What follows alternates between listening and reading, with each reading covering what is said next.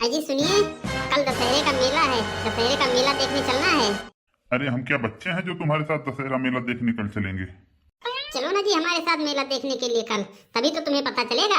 मेला चलोगे ना तभी पता चलेगा दूसरों की बीवियों पर नजर डालने का क्या नतीजा होता है। अच्छा अच्छा ठीक है, कल की कल देखेंगे, आज की देखो पहले। क्यों भाई गंगरी, इस बार दशहरा कब पड़ रहा है? 2 अक्टूबर को पड़ रहा है। और कब पड़ रहा है? मेरी बात तुम कान खोल कर सुन लो। सबसे पहले हमारा दशहरा मनाया जाएगा, उसके बाद 2 अक्टूबर मनाया जाएगा। क्यों? दशहरा क्यों मनाया जाएगा? सालों से हमारा 2 अक्टूबर मनाया जा रहा है, इस बार दशहरा क्यों मनाया जाएगा? अगर पहले दशहरा नहीं मनाया गया तो सोच लो हम तुम्हारा और तुम्हारे लोगों का क्या हाल करेंगे। इसलिए पहले दशहरा मनाया जाएगा, उसके बाद 2 अक्टूबर मनाया जाएगा। सुनो रावण, तुम शांति से मान जाओ, नहीं तो हमें भाईचारा इकट्ठा करना पड़ेगा। इतना समझाने के बाद भी नहीं समझ में आ रहा है?